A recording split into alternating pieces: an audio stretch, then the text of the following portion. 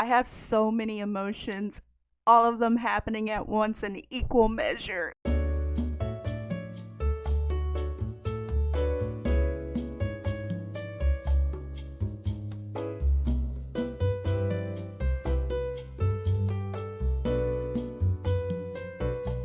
Salutations, my friends, and welcome back to my channel. My name is Loquita Bonita, and I'm doing something for the first time here, which is a review. And why not start off doing reviews by doing a review over my favorite game in the world, which is The Last of Us. But I'm not reviewing the game, I'm reviewing the HBO TV series The Last of Us. Holy cow, guys. Okay, what I'm gonna do is give my general / overall thoughts over the first episode, which released this past Sunday on the 15th. Spoiler free initially, and then I'll let you guys know when I start the spoilers, okay? Because then I'm gonna take you through the whole damn thing, which runs about the length of a movie.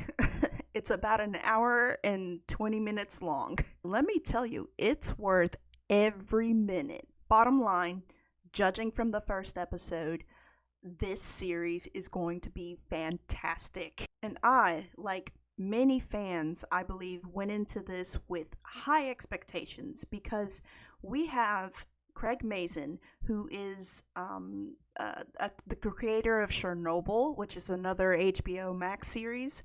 And that show I've heard really great things about. I've never watched it myself personally, but I really, really want to. It's been on my watch list for a while now, so I should probably watch it. Secondly, this has Neil Druckmann attached to it too, very heavily, who is the creator of The Last of Us video game. So we have a really great creator of two different mediums. Someone who broke out in a TV series and someone who broke out in a video game series. Because there are technically three parts so far of The Last of Us. Well, we'll say 2.5. We have Last of Us Part 1 that released in 2013. Such high praise for the game, rightfully so. Like I said, it's my favorite game in the world. I have such an emotional tie to this game, and the characters and the story is just it was the perfect marriage between making a video game fun and storytelling.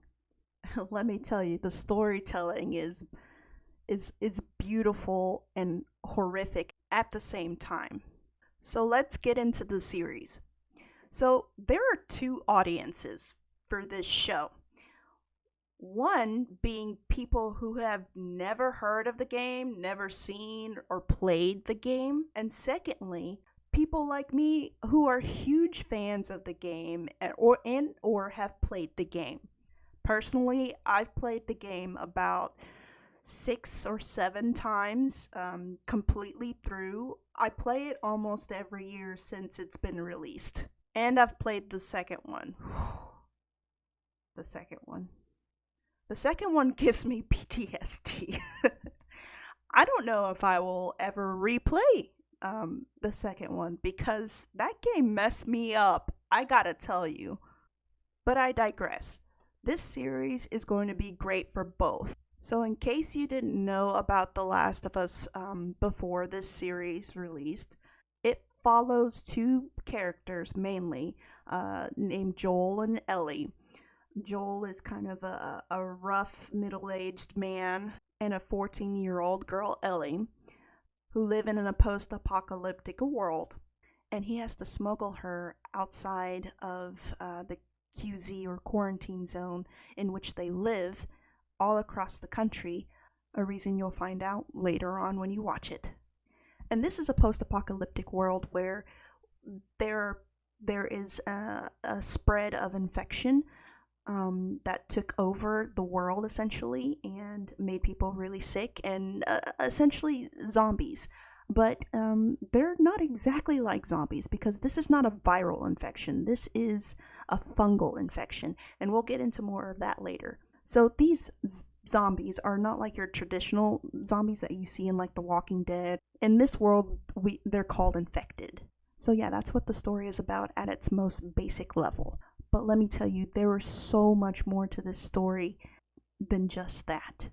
I watched the inside look of the first episode after the credits rolled, which you can watch on HBO. And I've also listened to the podcast with Troy Baker, who is the original voice actor for Joel in the video game, Neil Druckmann, the director and creator of the game, and Craig Mazin, who I said before was the creator of Chernobyl. They said it perfectly what this game is really about. And I know it's going to sound a little cliche, but this game is really about love. And while beautiful, it's not always a good thing, especially the love that a parent has for a child, because that love is very primal and it can lead to very intense fear, which can lead to very intense actions and decisions. And let me tell you, the games are extremely violent, but you see love over and over and over again throughout them, and you also see the consequences of that love, both good and bad. Surprisingly though, this series kind of holds back on the violence, but it does make up for it at the end. With that said, this series does not fall under the video game curse. Video games have always had a tough time transitioning between video game to TV or big screen movie adaptations. And originally the series was going to be a movie, but Craig Mazin thought that there's just too much to this story to fit and cram into one movie, and I'm so glad that he made that decision with Neil Druckmann. Typically, video game adaptations are really cringy, the writing is really bad and clumsy, and for no reason they change fundamental things from the game. This has none of that. This series really takes itself seriously, especially because of the content of it. The writing is great, and that's probably because the dialogue is like 35 to 50% of the dialogue from the game, or very close to the dialogue of the game. The changes are relatively minor, but they're also understandable. And outside of the changes, for this series, it's like, as a person who's played the game, it's like we get to see deleted scenes of the game. Because things that were talked about in passing in conversation between the characters, you actually get to see scenes of in this series. I appreciated them, and it really adds to the story. There are many shots and scenes that are exactly like the game, like frame for frame. I feel like the casting is perfect.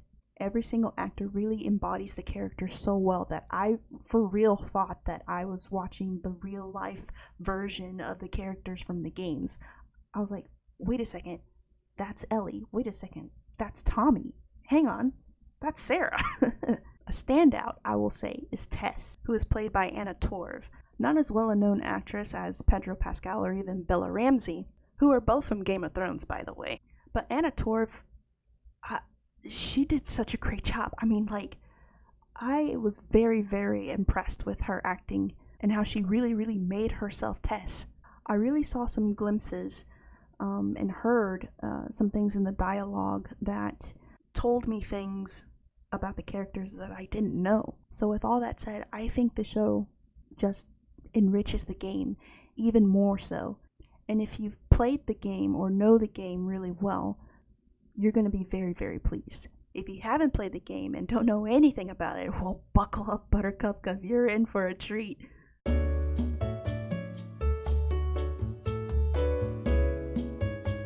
Okay, now time for spoilers and to take you through the whole episode. So the show has a cold opening in a 1968 live audience TV set. I recognize the actor who's the host. I couldn't tell you his name, sorry. But I know I've seen him in a few things. More noticeably, though, us 90s babies will definitely recognize John Hannah, who's a Scottish actor that we saw in The Mummy. Yeah, that's Jonathan, who played the Weasley money-grubbing brother. So basically, John Hannah takes us through fungal infections and how certain ones don't have the purpose of killing its host, but has the purpose of controlling them. And FYI, the fungal infection in The Last of Us is caused by a real-life fungus called cordyceps. And there's this horrible segment in a documentary of an ant being taken over by a cordyceps infection. And let me tell you, forewarning, this show is kind of scary to watch after going through a pandemic ourselves. Because as he points out in the show, um, oftentimes we know about these things before they even happen, or at the very least, we have a very solid theory. But for some reason, it always takes us by surprise, and we never take steps to prevent them. For example, John Hanna says that fungus can't survive in a host that is 94 degrees or higher. But then he foresees that, oh, global warming, what happens when the world heats up just a little bit? That will force the fungus to evolve to the point where they can take over humans. And that's exactly what happens in this game and the show. I keep saying the game. I mean to say the show. So then we don't actually skip to 2013, which is when the game released. We actually skip to 2003, and we begin to see the fall of civilization through Sarah. Sarah is Joel's biological daughter, who he had pre-pandemic. And unlike the game, the show doesn't start in the middle of the night where Joel comes home and you see that scene with him and Sarah on the couch. No, this game starts off with Sarah waking up in the morning. And if I remember correctly, they also show some dust particles, which is a very beautiful shot, by the way. Some dust particles, which for us gamers, it will remind us of the spores. But these are not spores, they're just dust particles. Spores in the game was basically a way that the infection spread. But I think they're not going to go with spores in this series. I don't exactly remember the reason why. Maybe I'll look it up later. Anyway, Sarah goes and wakes up Joel, and they go downstairs and they have a very, very lovely breakfast. I love the playful banter between Joel and Sarah. Sarah's being played by actress Nico Parker. I don't know who she is. I've never seen her in anything before, I don't think. But let me just say, she does an amazing job as Sarah. I can't harp on these actors enough. Like, everybody does a very, very good job. And then later on, Tommy comes and joins in on the breakfast. And this is kind of what I was talking about, where you kind of discover things about the characters that you didn't kind of know or realize in the game. Here it's like a role reversal between Sarah and Joel. It kind of seems like Sarah takes as much care of Joel as Joel takes care of her. Maybe even more so. It just seems like Sarah has her stuff more together than Joel does. I mean, she's the one that's making breakfast. She tells him that his shirt is inside out. And Joel's the dad who's worried about a job and making money and splitting a job between Tommy and probably thinking about how that's less money for him and his daughter. So they head outside and start to load up the truck, and we meet the neighbors. Now, if you remember in the game, this is another thing. They talked about the neighbors in the game, as you know, when Joel ends up having to shoot them, but you never actually got to meet them. In this show, you get to meet them. Apparently, they're called the Adlers. So outside you see Mr. Adler trying to feed biscuits to either his mother or his mother-in-law. That's not really clear, I don't think. And you can tell that Joel and Sarah kind of have a somewhat close neighborly relationship with them because they start talking about Sarah going over to their house later and, baking, making cookies or whatever. But Joel's kind of like, the neighbors. He's kind of, being polite and playful with them, but you could tell he's a little annoyed. So as they drive away, Tommy is actually driving the truck, and on the back of the truck, you see a bumper sticker that shows that maybe Joel or Tommy is a veteran. Presumably it would be Tommy since he's the one driving the truck, so presumably that is his truck. And then Sarah goes to school. This is where tension really kind of starts to build. I mean, the scene, the 1968 scene TV show was kind of eerie too, and I think that also set the tone for how, kind of creepy this situation is. Like, it's very uncomfortable to talk about. And even in that audience, you could kind of see they were very zombie-like and almost like cold and emotionless. That scene was had a lot of creepy undertones to it. But here, when Sarah's in school, we start to see she looks over at a kid who's wearing some kind of jewelry that's on his wrist, and his wrist is kind of like twitching. And I'm like, oh snap, is that like the first sign of infection? Like, what the heck is happening with him? It's not like super exaggerated. If you didn't know any better, you would just say that he was just messing around with his bracelet, or his bracelet was maybe bothering him a little bit. But knowing the game, I think that was the first sign of infection. Here too is where I kind of noticed that Sarah's wearing the same shirt as Sarah. Nico Parker is wearing the same shirt as Sarah in the game, which I thought is a pretty cool little detail. Oh, I forgot to mention that earlier, before they left, Sarah actually went up to Joel's room and she took some money out of his drawer and the infamous watch. First, I thought she was stealing, but then I was like, no, I don't think she's stealing. I think she might be taking that money to maybe fix the watch. And as it turns out, I was right, because right after school, she takes a bus to a watch or clock repair shop and gives the guy the money to repair the watch.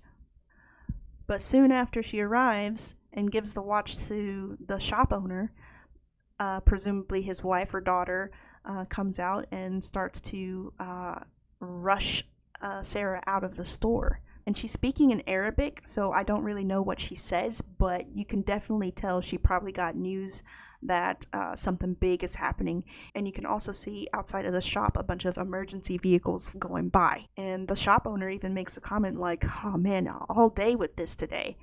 So the shop owner did actually fix her watch just in time for the wife to shove her out of the store. And Sarah goes back to the Adler's house, her neighbors. So as they're getting ready to bake some cookies, Sarah goes to the bookcase in front of Grandma Adler, who we saw earlier that Mr. Adler was trying to feed her biscuits. Grandma Adler is a very elderly woman, and she looks practically catatonic. And you watch Sarah start picking out a DVD from the bookcase, and just in the background, you start to see Grandma Adler twitching like freaking crazy, and her mouth just like all open like that, and it's the creepiest thing in the world that I have ever seen. That's where I was like, oh my god, it's happening. And then once I guess the baking is done and Sarah's homework is done, Sarah decides that she needs to get back. And as she's leaving, we see Mercy, who is the Adler's dog, is sitting in front of Grandma Adler, whining and looking at the grandmother. That dog knows something. And then outside, when Sarah walks out, we also see a bunch of military jets flying overhead, pretty close to the ground, I might say. And then Sarah heads back to their house. We cut to at night when Joel finally arrives home, and she gives Joel his birthday present because that day is his birthday. And it's the watch that she had fixed for him. And she kind of admits that she kind of stole money from his drawer, but she put the change back because she's an honest thief. And this scene is pretty much directly from the game. This is the very first scene of the game, actually. And, I mean, it plays out almost word for word as it does in the game. They're very playful, and, I mean, she makes that same joke about her selling hardcore drugs to pay for the watch, things like that. But here's where another different thing happens. They pop in the movie that Sarah borrowed from the Adlers, and she falls asleep. Joel then gets a call from Tommy, who is apparently in jail, and apparently this happens, or has happened, a few times in the past, and Tommy's asking Joel to bail him out. Now, this makes sense for why Joel would leave her in the middle of the night after putting her to bed. Because I never quite understood that in the video game. I was like, well, why the heck isn't he there? Where did he go? So this is a very, very good reason, and I like this little detail that they had in the show. So now we really start getting to the nitty-gritty of the pandemic, Sarah awakens after being put to bed. At 11 o'clock, she awakens at 2 o'clock in the morning by the sound of explosions outside of her house. She's very scared, and she goes downstairs and turns on the TV, and there's a national alert message on the TV. Alarm going on, all of that, and begging or insisting that people stay indoors. And then she gets scared by Mercy, who hops up on their window, barking and whining.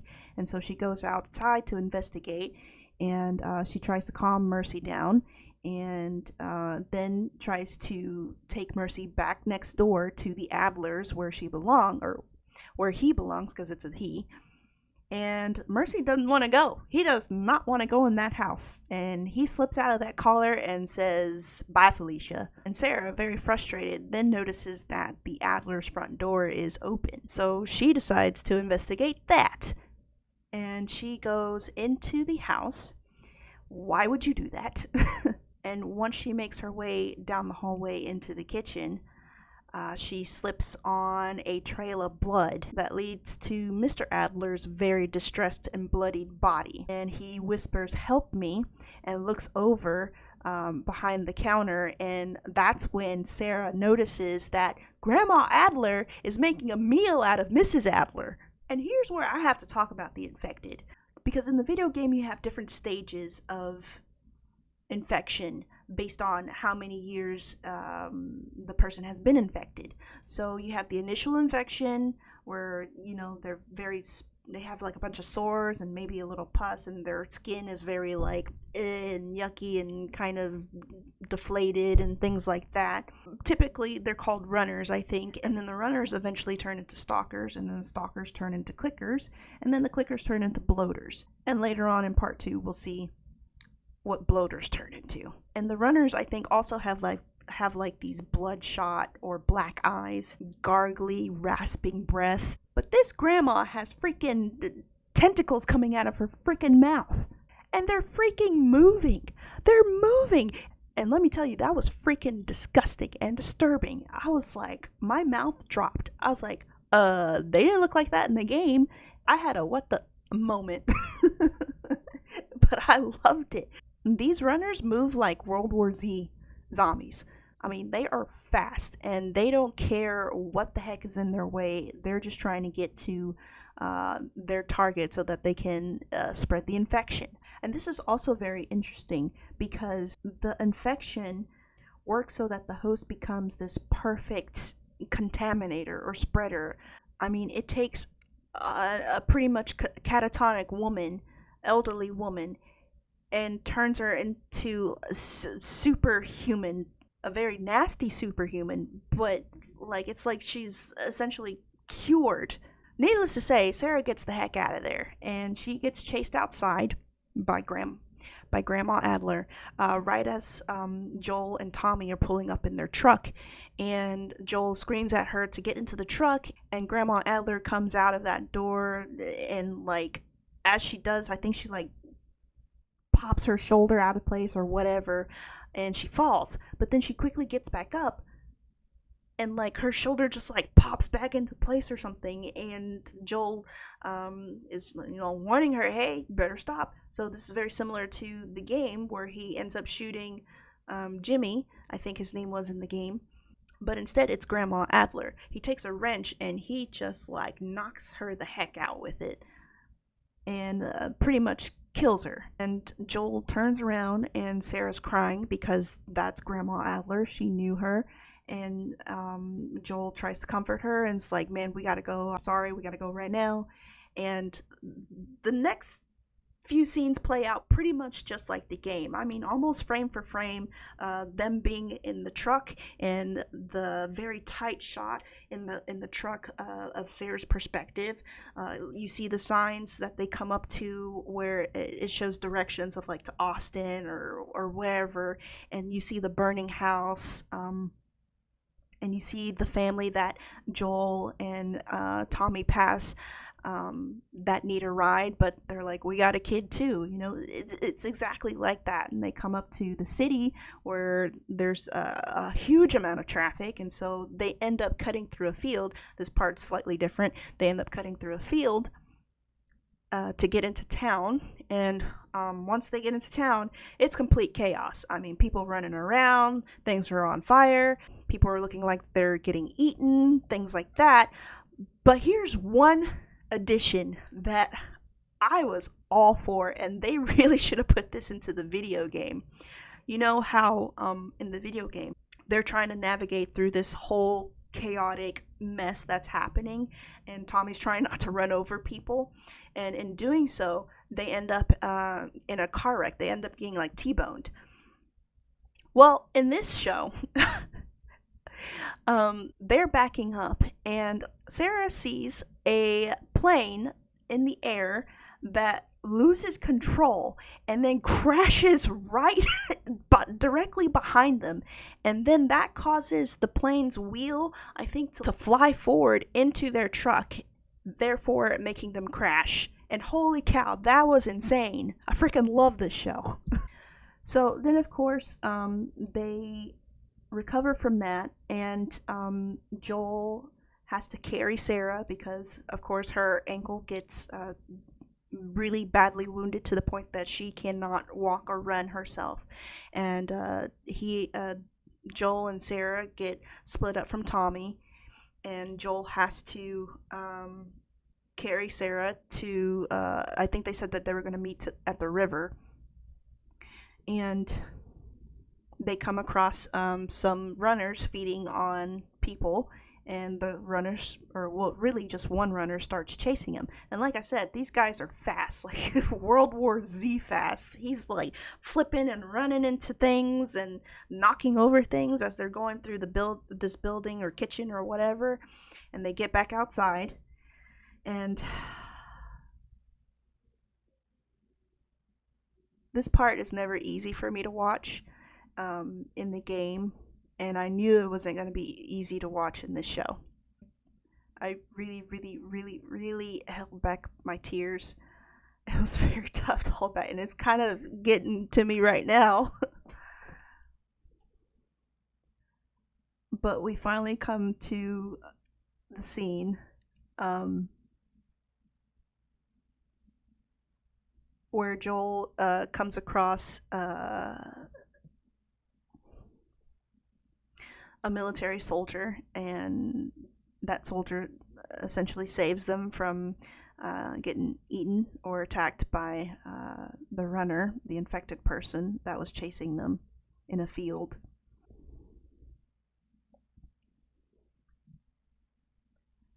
And Joel tries to plead with the soldier that they're not infected, that they're not sick, and all the while he's holding Sarah in his arms. But the soldier kind of calls it in to his authority, and he says, "Yes, sir," 3 times, which is not exactly what he says in the video game, but you can tell from the first "yes, sir" to the last "yes, sir" that he got orders to kill.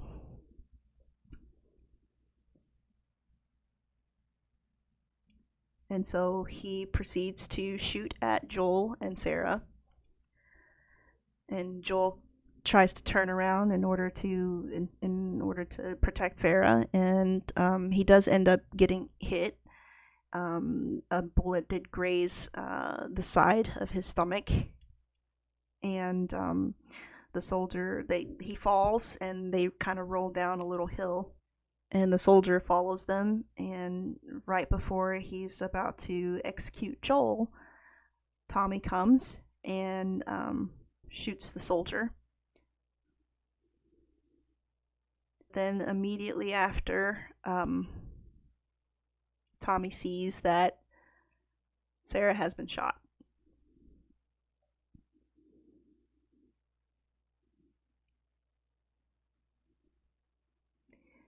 And this scene is just It's freaking brutal. Oh, oh my gosh.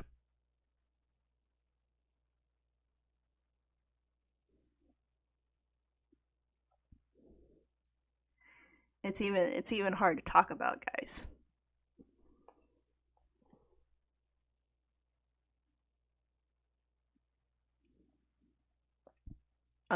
What can I say? Pedro Pascal and Nico Parker. Um, I mean, they really knocked it out of the park. Um, like I said, I had to really hold back tears like I am right now. So anyway, we're moving on. Just like the game, we skip ahead 20 years. So now we're in 2023, and the next scene is not of Joel, like in the game, waking up from a knock at his door. The next scene actually shows another child, a boy, who is walking through the forest by himself, and he comes across the Boston QZ, or quarantine zone. Something's very obviously wrong with him, probably infected. And soldiers come out and grab him and give him a Fedra patch, which Fedra is kind of like the equivalent of FEMA in our world.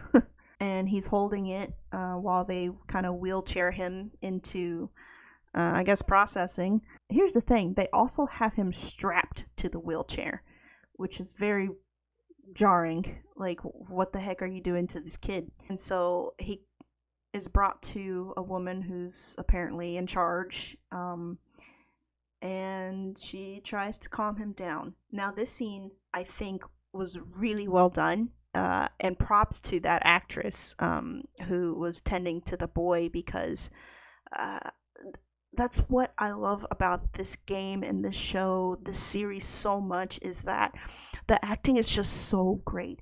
There's so much being told in their facial expressions, the subtleties of what they say and how they behave and how they react to things.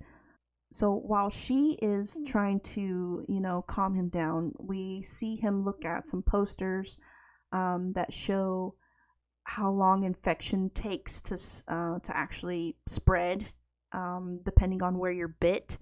And as you can see, it takes as long as 24 hours or up to 24 hours if you're bitten on the leg, which is where the boy is bitten.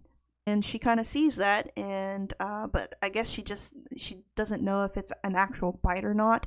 So there's another soldier in the room who has a little device that can detect infection. And so he puts it up to the boy's neck, and I guess it also has like some kind of needle, because I guess it pricks him a little bit, and the screen on the device shows red. Now, I wasn't exactly sure at that point whether red meant he's okay or if he's infected. I felt like it could have gone either way. But no, and this is what I mean. By the reaction of that woman, you see she looks at the result on the device, and for a split second, she's like, oh no. But then, like, just immediately after, she's like, okay, you are in a safe place. We're gonna find you your favorite food, your favorite toy, and you're gonna be okay.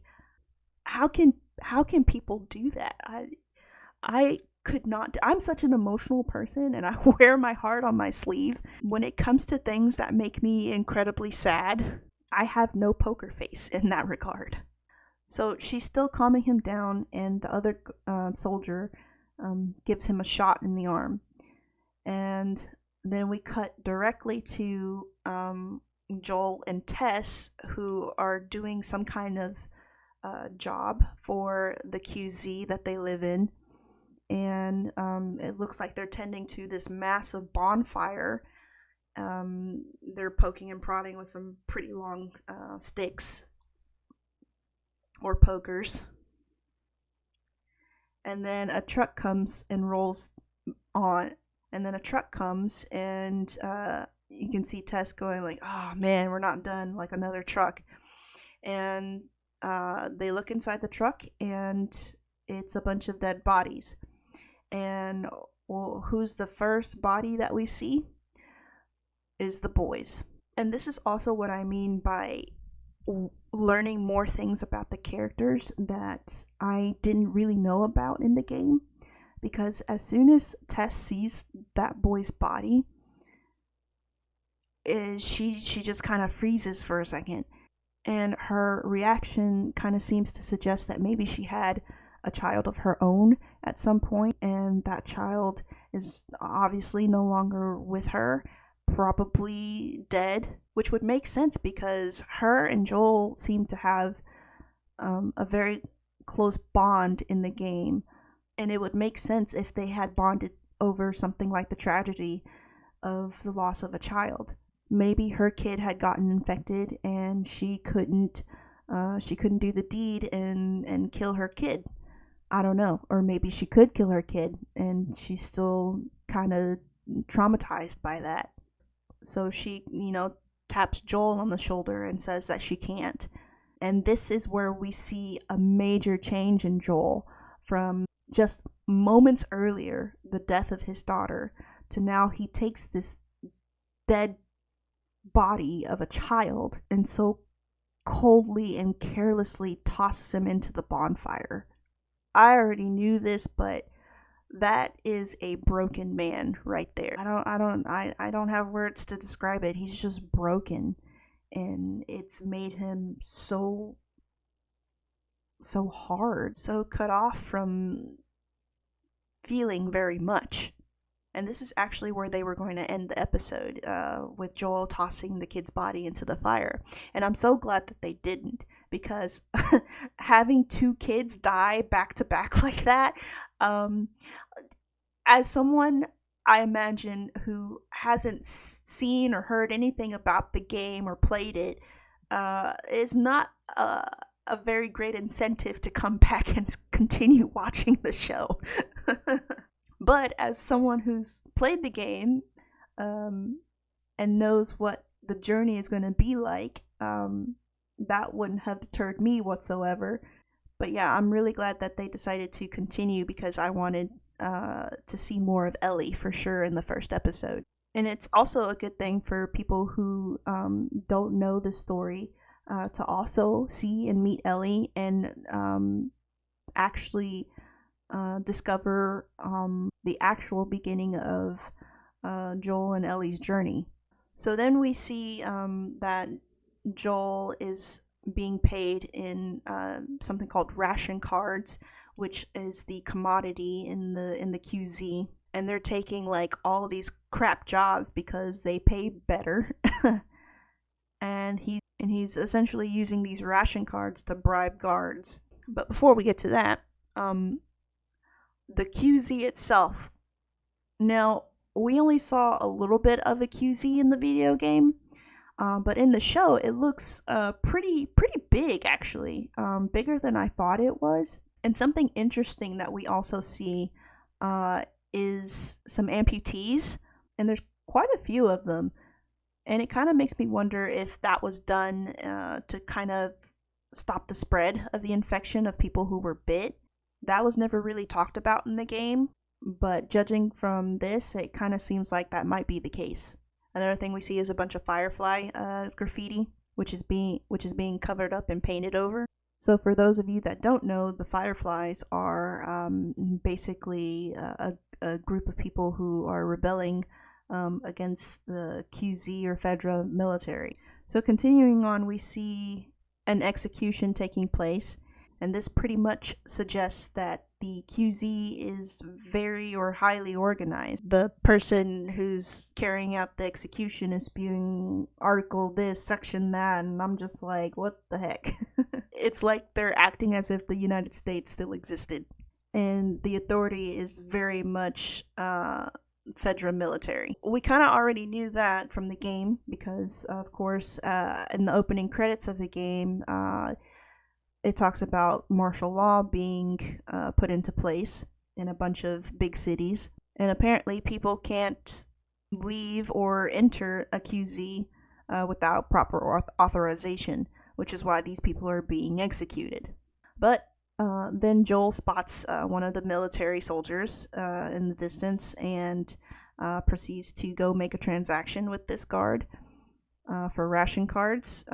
It kind of seems like this guard might have some kind of addiction because Joel gives him a bunch of pills for some ration cards and for some cigarettes, I guess. And he also warns and insists that Joel stays inside for the next few nights because the Fireflies are blowing up quite a lot of things in Boston. And this is also, I think, the first time that they actually hint at Bill and Frank, who are also smugglers, I think. And Bill, I know, definitely helps Tess and Joel get things that they need in order to smuggle into the QZ.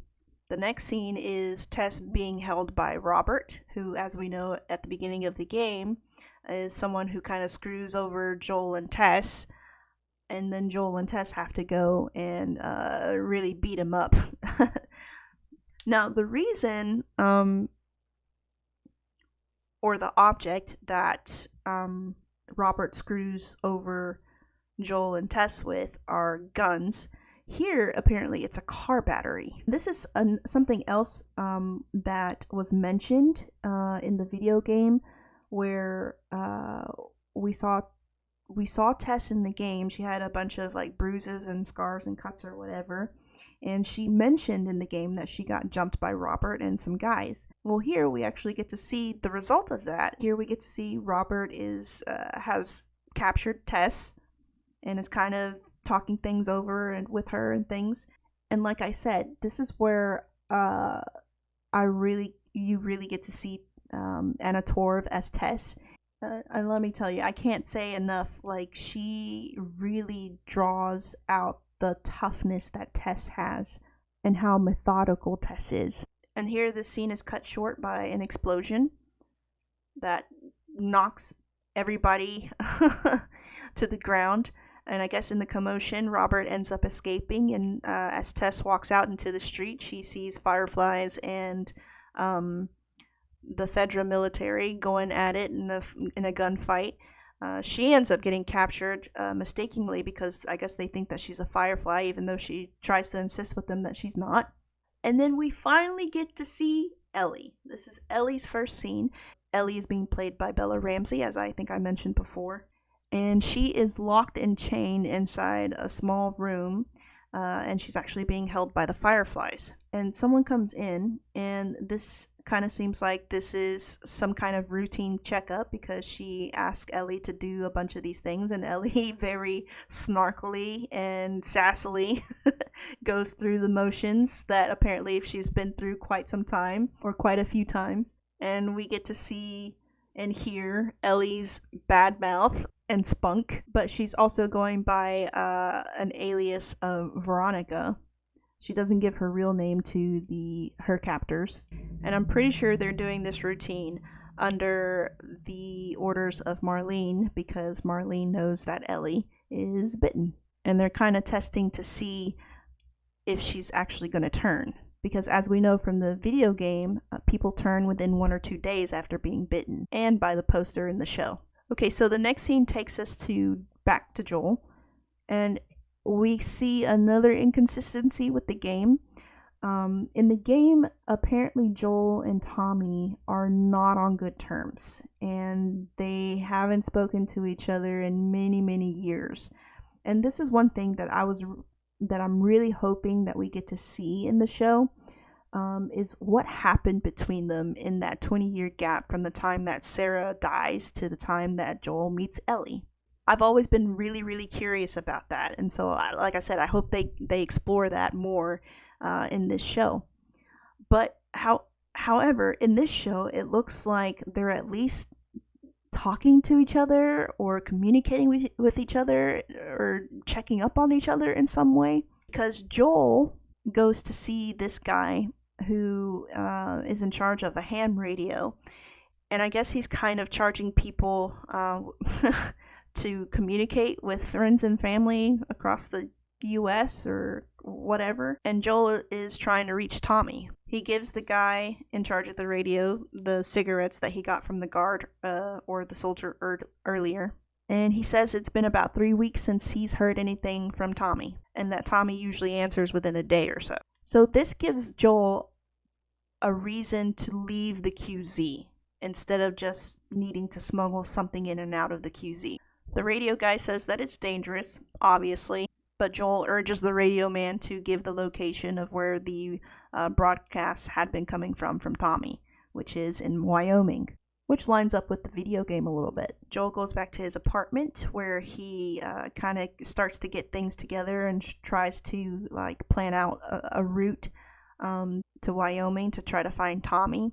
And he downs some whiskey and some pills to go to sleep, which, I mean, hey, I don't blame the guy being in a world like this. And it's kind of suggested by the kind of sound flashbacks that he has as he's getting into bed and falling asleep. I think he hears Sarah's voice and he hears Tommy's voice, so he probably has nightmares about everything that transpired in those 20 years since Sarah's death, and he really needs some pills to help him go to sleep. Tess comes back at night, and this part is kind of interesting because this was always hinted at in the game. Well, I don't want to say always, but it's kind of hinted at in the game that Tess and Joel are somehow romantically involved.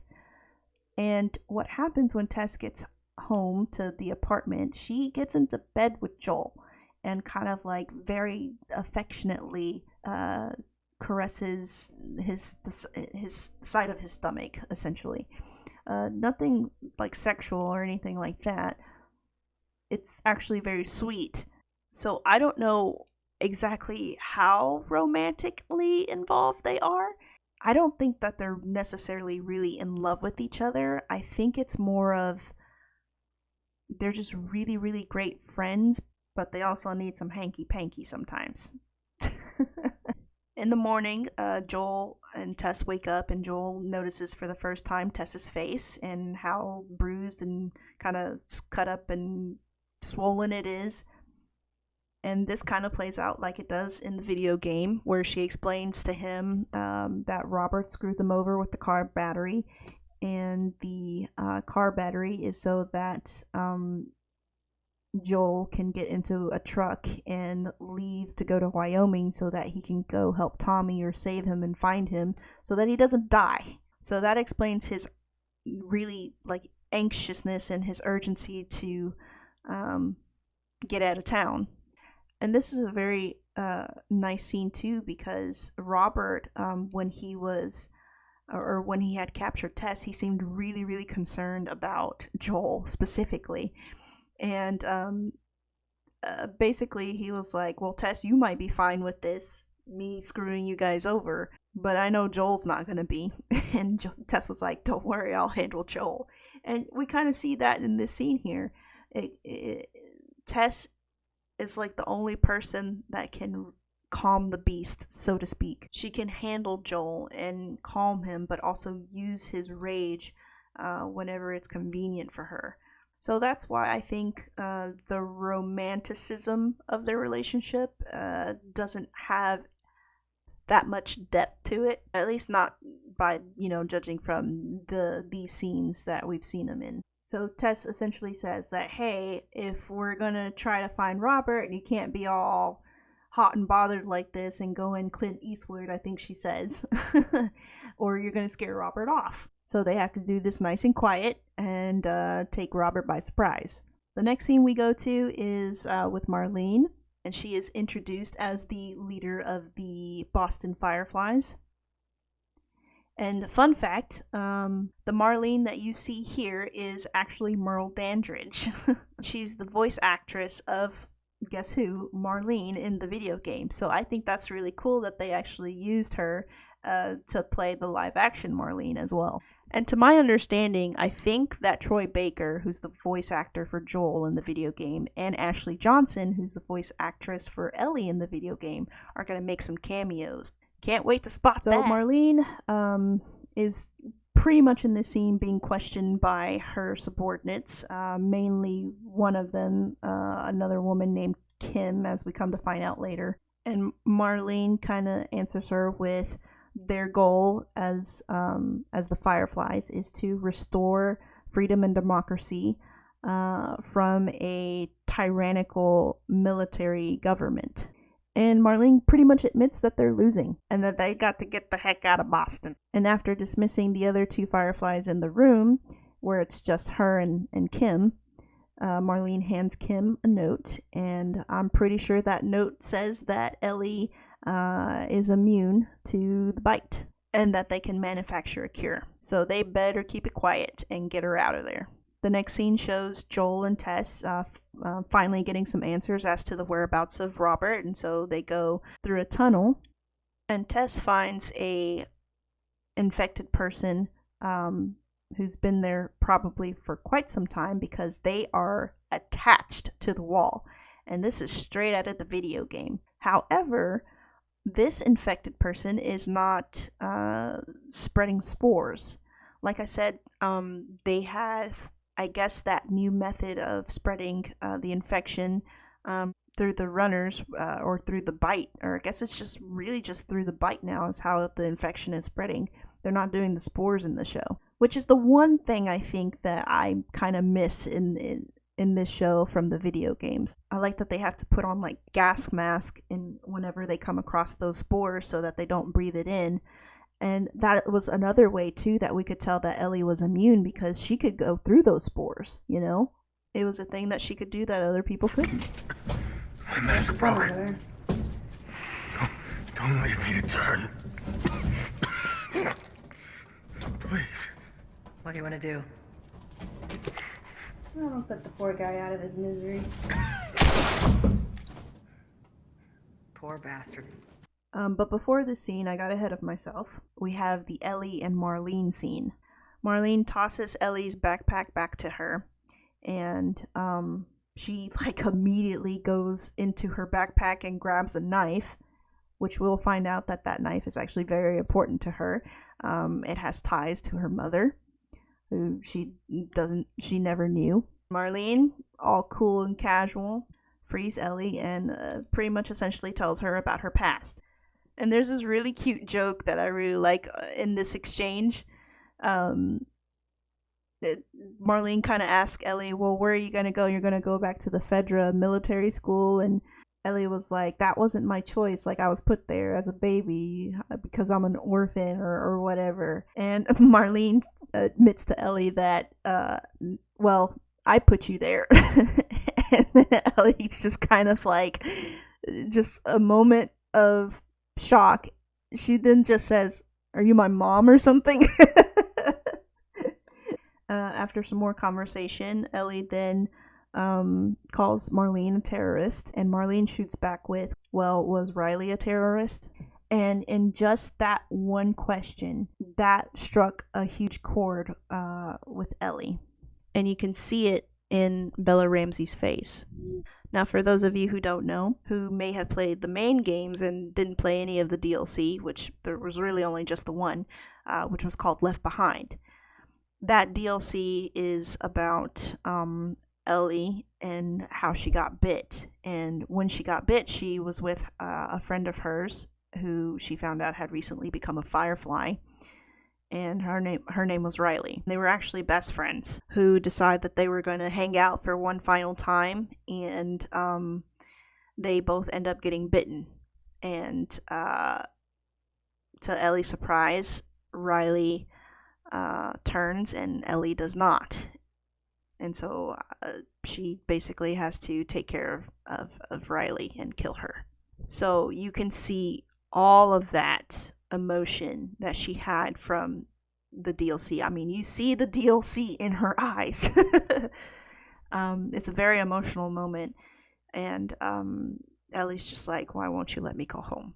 And so it kind of starts to pan out, and their voices fade out as well, but you can pretty much tell that Marlene is explaining to Ellie why she's important, and it's because she's immune. So now, going back to where I was before, with Joel and Tess and finding the infected in the tunnels, they start climbing up this ladder that's actually inside of a wall, which is kind of weird, but okay. And they actually end up in the building where the Fireflies are holding out and where Ellie and Marlene are. And apparently it's been some time since Marlene and Ellie talked, because in that short amount of time, apparently the Fireflies were attacked because there's a bunch of dead bodies around. And lo and behold, when Tess and Joel get into the hallway, they see Robert dead next to the car battery, which is no good. He was trying to sell a bad battery to Tess and Joel, and then he was trying to sell the bad battery to the Fireflies. So then Tess and Joel keep walking down the hallway, and they eventually come across Marlene and Kim, who Marlene is actually shot. And as they're approaching Marlene with a gun, Ellie comes out of a room trying to attack Joel, and he just like grabs her and just slams her against the wall. It's kind of funny. I was like, geez, Joel, careful. That's a very important person to you later on. But in the in the commotion of Ellie being slammed into the wall, she ends up losing her knife on the floor, which when she tries to reach back for it, Joel steps on it. And this really makes Ellie mad because, like I said, that knife has ties to her mother, so she kind of, I guess, pretty much sees it as Joel kind of stepping on her mother. But Marlene sees this all happening, and Marlene trying to protect Ellie, and knowing that Marlene nor Kim, who are both pretty banged up and shot at and all of that, bleeding out, whatever, know that she can't do it at that time. So she makes a deal with Joel and Tess to get them a car and supplies and guns so that Joel can go to Tommy. If he and Tess deliver and smuggle Ellie out of the QZ to some Fireflies. In the game, it was the Capitol building. I don't remember where they said in the show, but essentially it's to a national monument or building or whatever. And after some discussion, of course, Joel and Tess decide to take the deal. So now Joel, Tess, and Ellie make their way back to the apartment, and Tess leaves so that she can go kind of investigate what route is best to take to leave the QZ. And then this next part pretty much plays out like the game too, with the exception that Ellie finds this book and this radio in their apartment, and it's like a code that they have with Bill and Frank concerning smuggling. So it's like they play songs from a certain decade to indicate whether it's safe or whether they found something new that they can deliver or have delivered. And 80s just had like an X, and Ellie didn't know what it was, and so she asked Joel, and Joel's basically like, none of your business. And eventually, Ellie does figure it out. And 80s music basically means that there's trouble and that things aren't safe. And then the next scene we have is very much like the game as well. As they're sneaking out of the QZ, they come across the same guard that Joel had a transaction with earlier, just after the execution. And the guard's like, what did I tell you, man? And he decides to do things by the book, and he makes them get on their knees and holds a gun up to their back of their heads or whatever, and he grabs that device that tests whether someone is infected or not, and he goes through Tess, and then he goes through Joel, and then you can see Ellie is getting very nervous, and he gets to Ellie, and she gets her knife and stabs him in the leg. But here they don't immediately attack the guard. The guard, there's some more little dialogue here, and this is very interesting.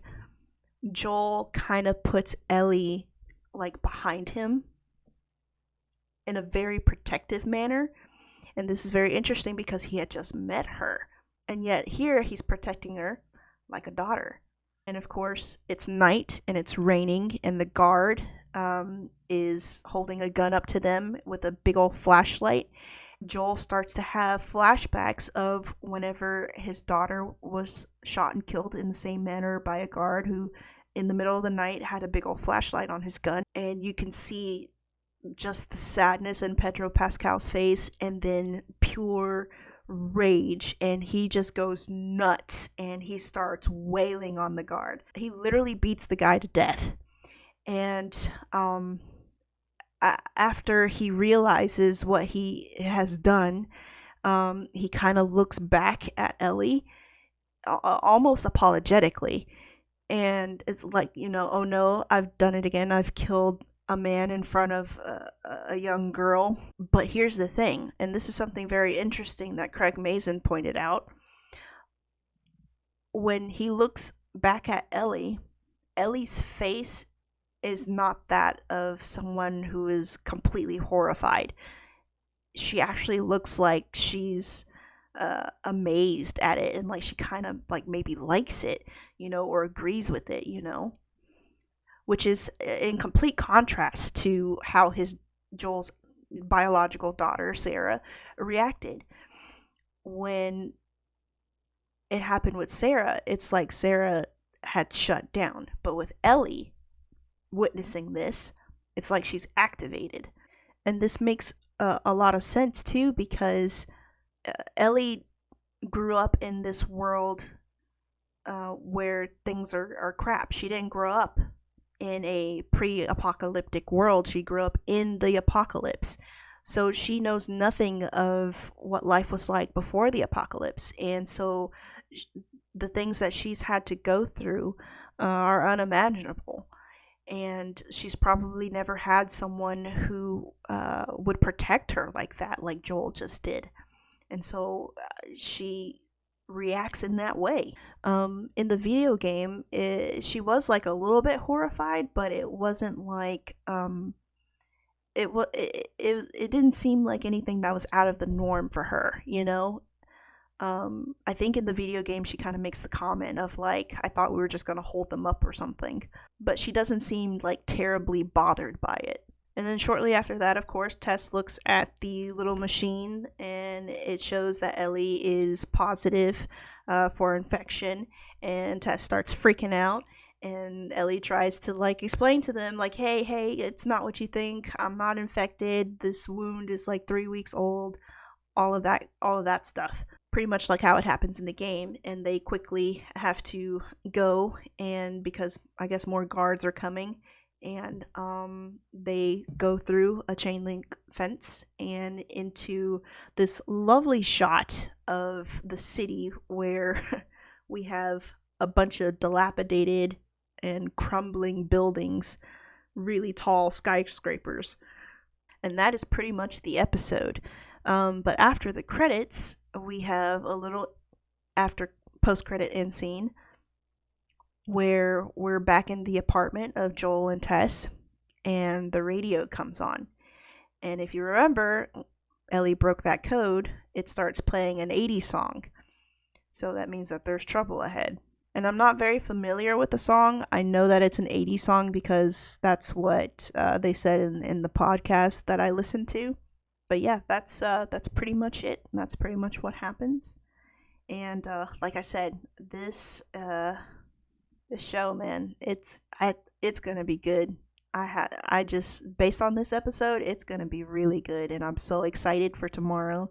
And you know what? I just realized too, because I saw my guitar over here. The guitar, you'll see there's a guitar in the scene when Sarah goes downstairs and she turns on the TV to see the national alert system. You see a guitar right there, and that was just another subtle way to kind of tug at the heartstrings, because as we know, Joel ends up teaching Ellie to how to play the guitar, and he sings this very, very sweet song to her at the beginning of part 2, and it's just my heart.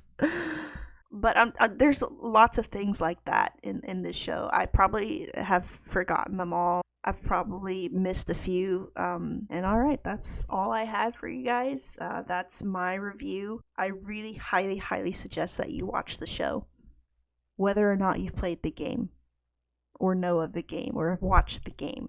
It took me some time to put this together, let me tell you. So I don't know if I'm going to make a second review. I might just start doing reviews on Twitter or something. I don't know.